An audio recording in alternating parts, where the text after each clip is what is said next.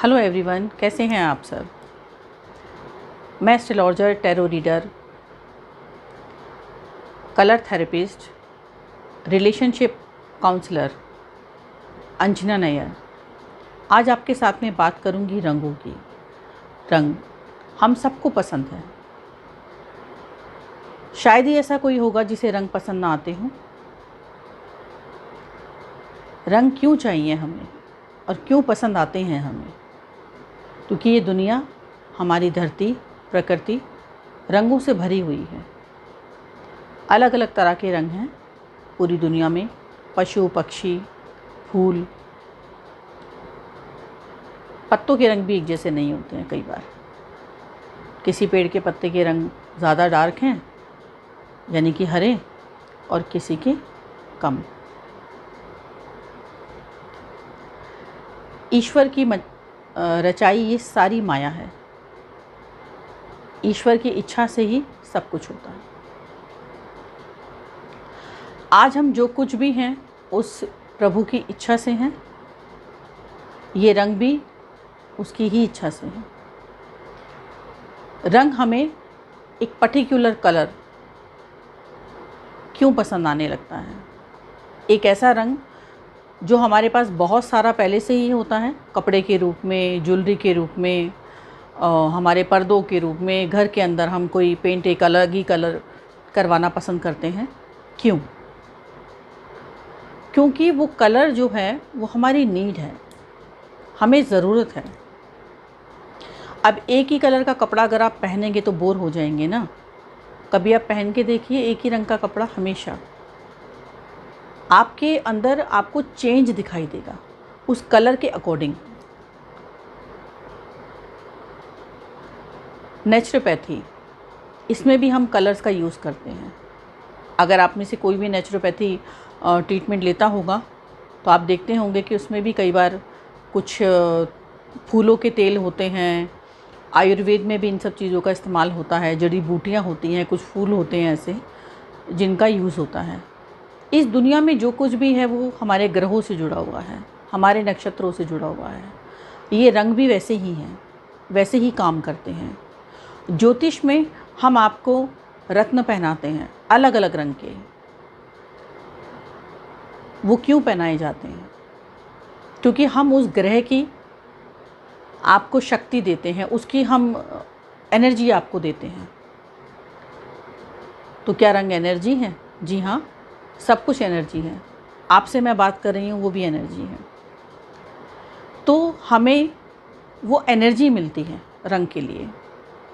आपने देखा होगा कई बार ज्योतिष में किसी किसी को हम कहते हैं कि आप लाल रंग मत पहनिए, इसको अवॉइड कर दीजिए। काला रंग मत पहनिए, इसको अवॉइड कर दीजिए। आपने ऐसा कई बार सुना होगा। वो क्यों कहा जाता है? क्योंकि उसका संबंध आपके ग्रहों से होता है। अगर हमारे अंदर कोई बीमारी जन्म लेती है तो भी आप जब आप किसी ज्योतिष के पास जाते हैं और जब हम कुंडली उसकी देखते हैं, या आप भी जब कभी गए हों तो उन्होंने कहा होगा कि अगर ये आपको प्रॉब्लम हो रही है, ये हेल्थ इशू है आपको, तो ये ग्रह ख़राब है। और फिर कुछ मंत्रों के जाप दिए जाते हैं, आपको रत्न पहनाए जाते हैं। लेकिन क्या रत्न सभी पहन सकते हैं? सब तो अफोर्ड नहीं कर सकते हैं। रत्न बहुत महंगे भी होते हैं। तो हम क्या करें? हम रंगों से उस ग्रह का ट्रीटमेंट कर सकते हैं, उस एनर्जी को अपने अंदर ला सकते हैं। रंग ऐसी ही चीज़ है।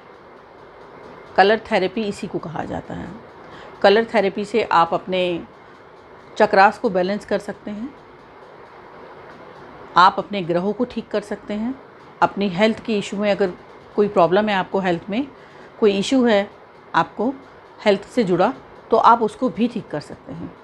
आपका रिलेशनशिप, कुछ ऐसे कलर्स होते हैं जिनको पहन के जाने के लिए हम कहते हैं कि आप ये पहन कर रखिए कुछ समय, तो आपके रिलेशनशिप अच्छे हो जाएंगे। इसके साथ ही हम कुछ मैजिकल वर्ड्स, कुछ मैजिकल नंबर्स भी देते हैं। क्योंकि हर एक कोई चैंटिंग नहीं करना चाहता है मंत्रों की, और हर एक कोई उतनी शुद्धि के साथ में मंत्र जाप कर भी नहीं पाता है। तो इसके लिए हम आपको मैजिकल वर्ड्स, मैजिकल नंबर्स देते हैं। आप उन्हें चैंट कर सकते हैं, आप उन्हें लिख सकते हैं, आप उन नंबर्स की, उन मैजिकल वर्ड्स की एनर्जी अपने अंदर ले सकते हैं। और ये सब कुछ ग्रहों से जुड़ा हुआ है। आपके जीवन की किसी भी परेशानी, किसी भी समस्या के लिए आप मुझसे बात कर सकते हैं। आप मुझे ट्विटर पर, फेसबुक पर, इंस्टाग्राम पर, यूट्यूब पर फॉलो कर सकते हैं। आप गूगल सर्च में मेरे नाम से जा कर के मुझे सर्च कर सकते हैं, मुझसे कांटेक्ट कर सकते हैं। मेरे हर वीडियो के नीचे आपको मेरा फ़ोन नंबर मिल जाएगा। ये भी एक तरीका है मुझ तक पहुँचने का। आपके पास में पत्रिका नहीं है, डेट ऑफ बर्थ नहीं है, कोई बात नहीं। हम आपके बातों से, आपके घर की परेशानी से कुछ ऐसी बातें जानकर भी हम आपकी समस्या को जान सकते हैं और उसका समाधान दे सकते हैं। हम टैरो से भी आपकी प्रेडिक्शन कर सकते हैं, आपके आने वाले समय के लिए बता सकते हैं। और आपको उसके द्वारा भी, टैरो से भी हम आपकी सारी परेशानियों का इलाज कर सकते हैं। जो भी क्लाइंट मेरे यहाँ पर वीडियो देख रहे हैं वो इन सब बातों को पहले से ही जानते हैं कि ये कितने कारगर चीज़ें हैं। अगर आपने कभी अभी तक अपनी परेशानियों के लिए किसी को कांटेक्ट नहीं किया है, ज्योतिषीय कारण नहीं जाने हैं, तो आप ज़रूर कांटेक्ट कीजिए और आप देखेंगे कि आपकी सारी समस्याओं का समाधान आपको मिलता है। क्योंकि मेरे इतने सालों का एक्सपीरियंस मुझे कहता है कि जब इंसान हर जगह से हार जाता है तब वो ज्योतिष के पास आता है। लेकिन मैं ये कहती हूँ कि आप पहले ही ये क्यों नहीं करते हैं? आप क्यों प्रकृति से और ईश्वर से और भाग्य से लड़ते हैं? क्योंकि इंसान भाग्य से ना लड़े, इसीलिए ईश्वर ने ज्योतिष को बनाया और इतनी सारी ज्योतिष की शाखाएं दी। हर तरह से जो भी चीज़ें मैंने अभी तक आपको बताई हैं, ये सारी ग्रहों से ही जुड़ी हैं और हम भी ग्रहों से ही जुड़े हैं। इस पूरी दुनिया में, प्रकृति में ग्रहों से जुड़ा हुई हर चीज़ है। ऐसा कुछ नहीं है जो ग्रहों से जुड़ा नहीं है। तो आप अपने भाग्य के साथ लड़ाई ना करें और किसी अच्छे एस्ट्रोलॉजर से जुड़ करके, टैरो रीडर से बात करके आप अपनी समस्याओं का समाधान पाएँ। अगर आपको मेरे वीडियोस अच्छे लगते हैं तो आप लाइक और शेयर करें, कमेंट में बताएं कि आपको वीडियोस कैसे लगते हैं और आपको ये जो बातें मैं बताती हूँ वो कितनी काम की होती हैं। हमेशा की तरह इस बार भी मैं आपको एक छोटा सा वास्तु टिप ज़रूर दूँगी। ज्योतिषीय कारणों को बताऊँगी कि किस तरीके से आपके ग्रह ख़राब होते हैं। तो आज हम बात करेंगे मन की। मन यानी कि चंद्रमा। ठीक है, तो चंद्रमा के बारे में मैं आपको बताती हूँ। देखिए, जब हम पानी की वेस्टेज करते हैं तो हम चंद्रमा को ख़राब करना शुरू कर देते हैं। पानी थोड़ा सा पी लिया, बाकी गिलास में से फेंक दिया, तो हम अपने चंद्रमा को जब ख़राब करते हैं तो हम अपने लिक्विड कैश को भी ख़राब करना शुरू कर देते हैं। आप में से बहुत लोगों की अगर ऐसी आदत है तो उस आदत को छोड़ दीजिए। हम जब अपनी माता का, अपनी मासी का, अपनी बुआ का, यानी कि अपने से बड़ी उम्र की औरतों का अपमान करते हैं, तब भी हम अपने चंद्रमा को ख़राब करते हैं। बाथरूम को जब हम यूज़ करने के बाद में गीला छोड़ देते हैं, तब भी हम अपने चंद्रमा को ख़राब करते हैं। बहुत से लोग इस बात पे आश्चर्य करेंगे कि बाथरूम का चंद्रमा से क्या लेना देना। देखिए, पानी है ना, जब आप बाथरूम में बहुत सारा पानी फैला देते हैं, बाथरूम को सुखाते नहीं, ऐसे गीला छोड़कर आ जाते हैं, तब भी आप अपने चंद्रमा को ख़राब करते हैं और साथ ही साथ आप राहु को भी ख़राब कर देते हैं। जब राहु चंद्रमा का मेल होता है तो हम सब जानते हैं कि ग्रहण दोष बन जाता है।